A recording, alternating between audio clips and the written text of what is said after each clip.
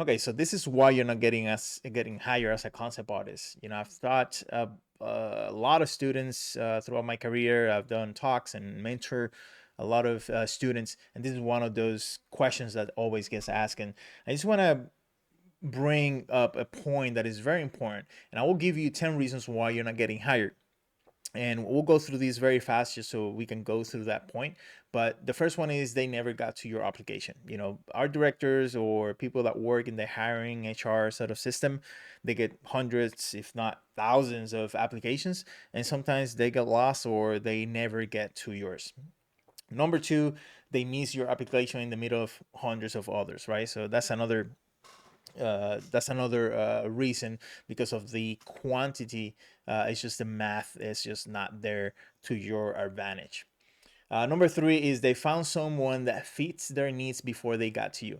So what that means is that throughout all the applicants that they have to go through, sometimes they find somebody first, right? Because that fits whatever needs that they have at that particular moment, and maybe you could feed those needs, but they got to somebody first, and maybe they gave the opportunity to that person because maybe the schedule sort of decided that, because maybe they were in a rush or they just wanted to go with that person, whatever the reason they may be, but they got to that person before they got to you. Number four, they found someone who fits the need better than you. That just means that companies and projects, they have specific needs, and they have to find whoever fits or whoever can fulfill that need as best as possible. And so sometimes they just go with the person that they think that could fill that need better than anybody else.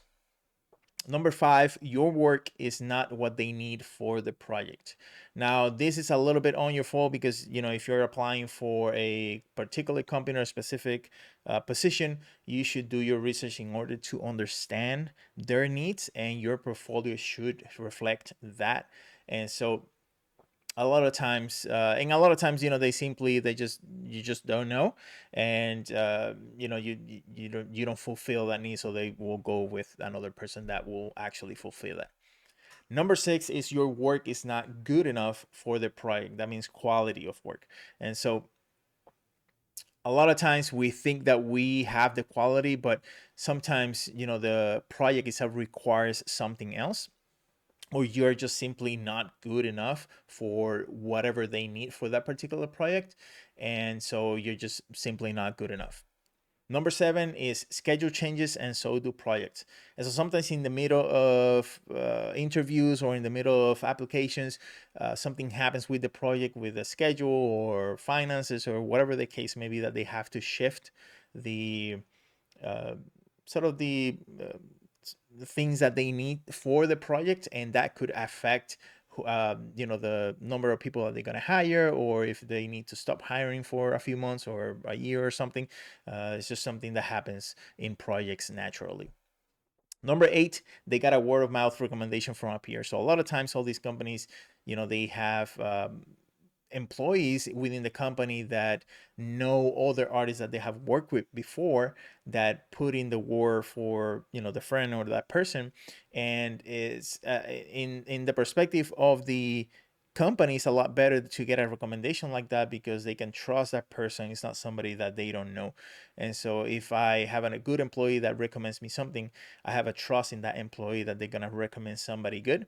And so a lot of times they put that as a priority, if the person, of course, feels the needs of the particular project, which in most cases it does. Now, number nine is that the project was canceled, right? That's something that just happens a lot of times within the process of hiring, or ramping up the team. The project gets canceled because of financial reasons or whatever the case may be, and they just simply stop the hiring process.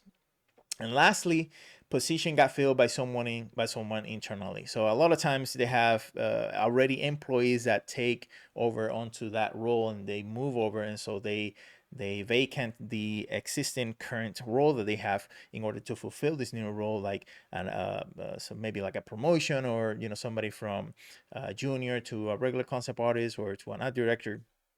And so they sort of fulfill that need, and so they have to find somebody for this particular position, which might not be you, because of that person moving over.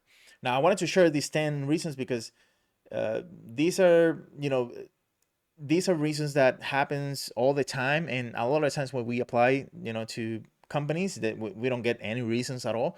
And the thing that I really want to get you guys across, and the point that I want trying to make is that if you notice, only two out of these 10, only two reasons here are specifically your fault, right? So number 5 and 6 was your work is not what they need for the project, so you need to do the research.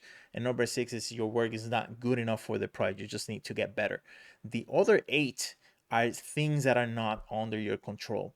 And so when I always when I try to apply for a company, or trying to get a new client or a position or whatever, a lot of the times, in most cases and most times, is the reason why I didn't get the job is things out of my control. And so the thing that I'm going to try to do is really put the energy that I have into the two things that I can control.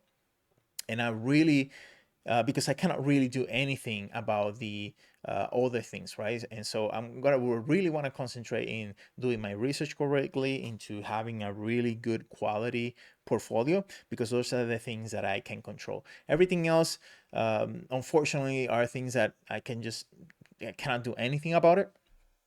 And so I'm not gonna even put my thoughts or my energy into trying to solve them, because you really can't, right? And so I really wanted to give you that, because this is something that comes up is very common as a conversation, especially for younger artists and aspiring artists. And so I don't want you to get discouraged, but I want you to give you sort of shift the power that you have into the things that you can really control, and forget about the things that you can't. All right. So I hope that helps. And again, we talk about all these things in our community, and these are some of the questions that that people ask.